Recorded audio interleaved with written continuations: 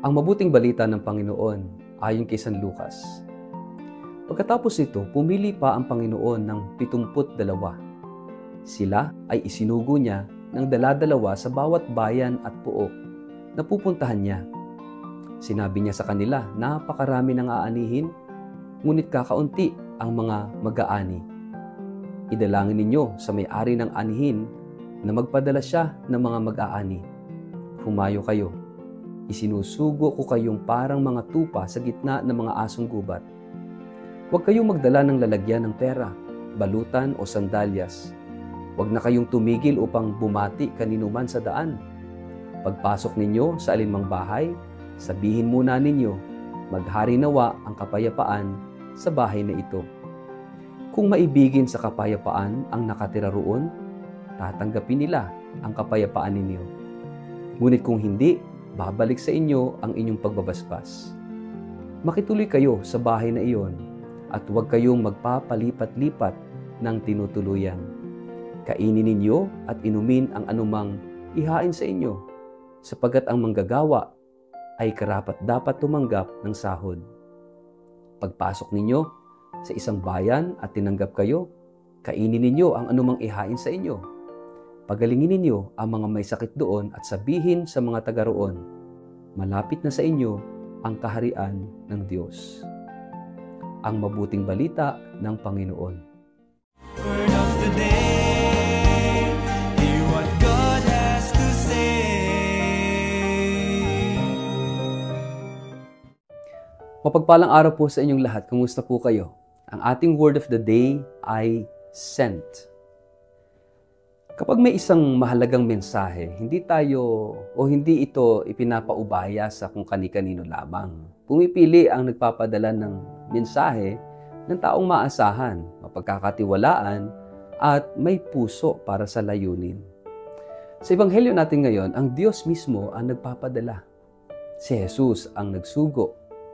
Hindi lamang ng mga piling apostol, kundi ng 72. Mga ordinaryong alagad na isinugo sa bawat bayan at lugar upang ihanda ang daraanan ng Panginoon. Kaya't ang ating word of the day ngayon ay isinugo, being sent. Ang salitang isinugo ay puno ng lalim. Hindi lang ito basta utos. Ang taong isinusugo ay kinakatawan ang nagpapadala. Ibig sabihin, kung sinugo tayo ni Jesus, dala natin ang kanyang puso, ang kanyang misyon, ang kanyang presensya. Tayong lahat ay isinugo, hindi dahil sa galing natin, kundi dahil pinili niya tayo. Hindi tayo pumunta sa mundo para lang mabuhay, magtrabaho at mamatay. No? May dahilan kung bakit tayo narito.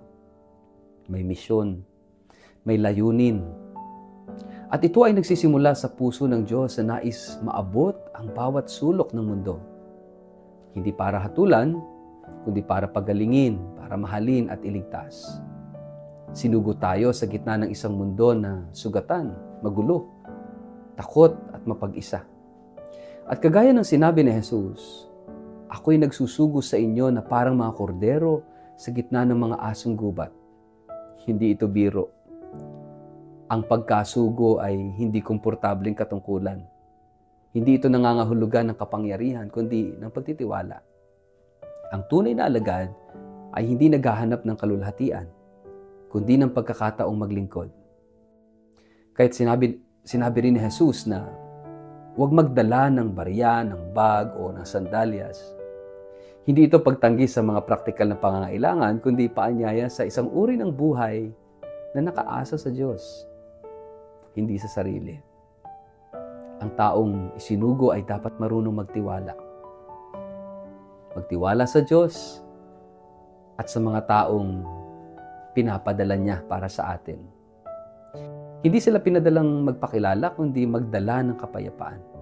Kapag pumasok kayo sa isang bahay, sabihin ninyo, kapayapaan sa bahay na ito. Napakahalaga ng misyon natin bilang mga alagad. Tayo ay tagapagdala ng kapayapaan. Sa isang mundong puno ng galit, ng inggit, ng alitan at paghihiganti, ang tunay na Kristiyano ay dapat maging tanda ng kapayapaan. Hindi ito nangangahulugang palaging tahimik, kundi may kakayahang magpatawad. umunawa at magmahal kahit minsan ay mahirap. Ang sinugo ay hindi lamang may salita kundi may gawa. Kahit sinabi ni Jesus, pagalingin ninyo ang mga may sakit at ipahayag ninyo, malapit na sa inyo ang kaharian ng Diyos. Ang ating misyon ay hindi lang para magturo, kundi magpagaling.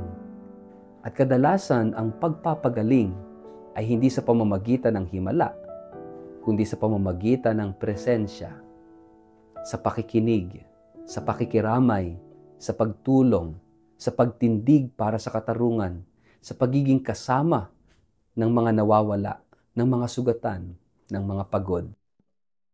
Sa totoo lang, maraming Kristiyano ngayon ang hindi na mulat sa katotohanan sila'y isinugo. Akala natin ang misyon ay para lang sa mga pare, sa mga madre, mga misyonero, pero bawat isa sa atin bilang ina, ama, guro, estudyante, manggagawa, lider ng pamayanan, ay may papel na ginagampanan sa pagbabahagi ng mabuting balita. Sa bawat tahanan, sa bawat opisina, sa bawat usapan, maaari tayong maging instrumento ng Diyos. Kung ang puso natin ay bukas, si Kristo ay babalik-balik sa mundo sa pamamagitan ng ating salita at gawa. Ngunit hindi madaling tanggapin yung pagiging sugo o isinugo dahil nangangailangan ito ng pagbitiw. Minsan sa plano, sa takot, sa seguridad o sa sariling kagustuhan. Pero sa pagbitiw na ito, doon tayo tunay na lumalaya.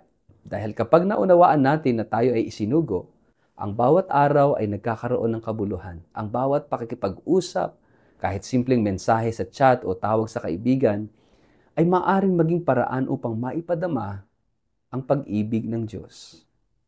Ang salitang isinugo ay paalala sa atin na hindi tayo ordinaryong nilalang. Tayo ay itinaas ng Diyos upang maging tagapagdala ng Kanyang presensya.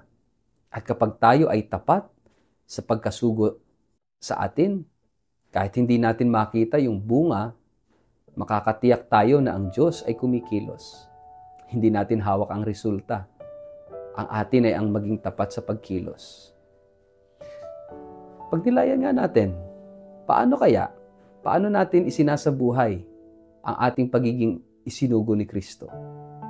May mga pagkakataon ba na tinanggihan natin ang misyon dahil sa takot, sa hiya o siguro ay pagkapagod? Sa ngalan ng Ama at ng Anak at ng Espiritu Santo. Amen. Panginoong Jesus, salamat po sa pagtitiwala na kami iyong isinugo. Sa gitna ng aming kahinaan at kakulangan, pinili mo kaming maging tagapagdala ng iyong kapayapaan, pag-ibig at pag-asa. Bigyan mo kami ng lakas ng loob, Panginoon, na tuparin ang aming misyon ng may kababaang loob at pananampalataya. Sa bawat hakbang, ituro mo sa amin ang landas. Sa bawat salita, gamitin mo ang aming bibig. At sa bawat puso na aming makasalamuha, naway makita nila ang iyong liwanag. Amen. Pagpalain po kayo at ingatan ng makapangyarihang Diyos, Ama, Anak at Espiritu Santo. Amen.